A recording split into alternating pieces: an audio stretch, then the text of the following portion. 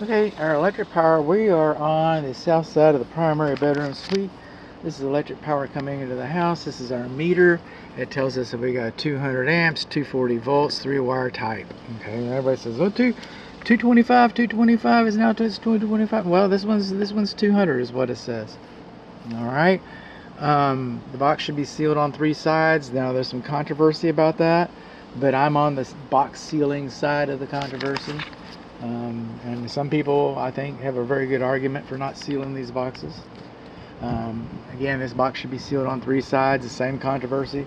And I go by the same principle on the electric disconnect, the electric service disconnect. You're going to see a video coming up. Okay, it's supposed to be sealed.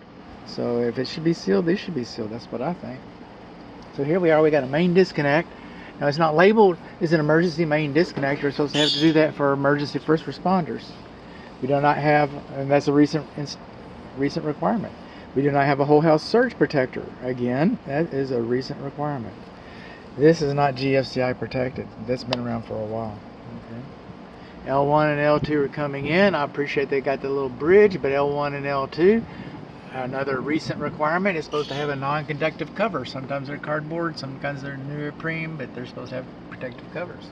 And then when our main neutral comes in, it's supposed to be wrapped 4 times with white tape so any dummy can understand that that's what it is. And it is wrapped, but it's wrapped 4 times clumped together. I know I'm being very picky, but it's supposed to be spread out. It's supposed to be more obvious than that. I had to look twice for it.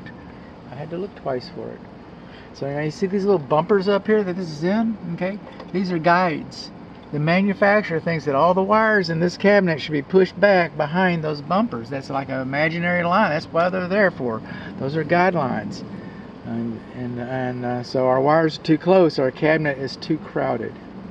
Speaking of our cabinet too crowded, we come over here and we read this thing, and it shows us how we're supposed to do our circuit breakers.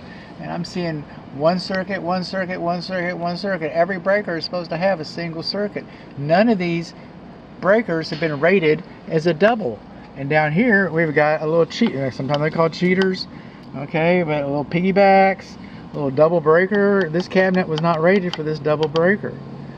Okay, this cabinet wasn't rated for this many breakers, this much service. It was not rated for that. So here we are, and we've got it. So now our cabinet has been overextended. Now you could probably get it back right. I mean, if it came to that and you wanted that and everything, but we've got a bathroom floor heater, and you know what about that bathroom floor heater? It doesn't work. So since it doesn't work, I don't know, you can get it fixed. Or since you're living without it, and a lot of people in this part of the country have those, but you could reappropriate. You could, whittle it down so that it all fits in there. You could do that. But as it is now, it's overcrowded. We're not supposed to have a stackable, that's the word I was looking for. All right? We're not supposed to have a stackable breaker in here. So what do we learn?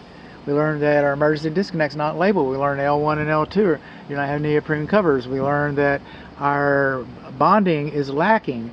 We learned that our wires are too close to the cabinet cover. We learned that we've got a stackable breaker in a cabinet that doesn't allow stackable breakers. Is that all we learned, bud? Oh yeah, we talked about the ceiling and stuff. Okay, is that it?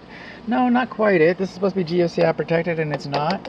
We also learned that we've only got 1 grounding rod, and the grounding rod is supposed to be buried. Alright, that grounding rod is not supposed to be buried. It's an 8-foot grounding rod. It's not supposed to be buried 7 foot 6 inches. It's supposed to be buried 8 feet. Now, at my home, when it was installed with a permit, the code inspector came out, the electrician showed him that it ohmed out, he's getting the proper resistance. Code inspector's opinion supersedes code. I got permission to do mine. I wasn't here when they installed that. I don't know if that's what's the case is. I know that that's not buried 8 feet. And then over here, look at all that. That's called printing. You know why I couldn't find the bathroom heater breaker? You know why I couldn't find that? Because I can't read it. That's why I can't find it. You can't find it if you can't read it. Okay? That's supposed to be printed. Alright? See where it says danger? That's printing. That's handwriting. It's printed with a durable. I didn't make that up this morning. I didn't wake up and say, how can I piss off the realtors today? Really screw this deal up. No, these breakers are going to work fine the way they are.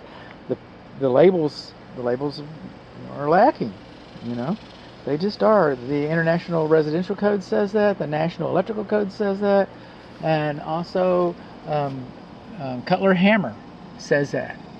And how about this? Here's another thing. Eaton says that, because this is an Eaton panel. Till we get down here, when we did the stackable that's not supposed to be here, that's a Cutler Hammer. Okay, everything else is Eaton. Check that out. So we got mixed matched breakers in here. So we mixed matched a breaker to make it fit, to make this box work, because we have too many circuits.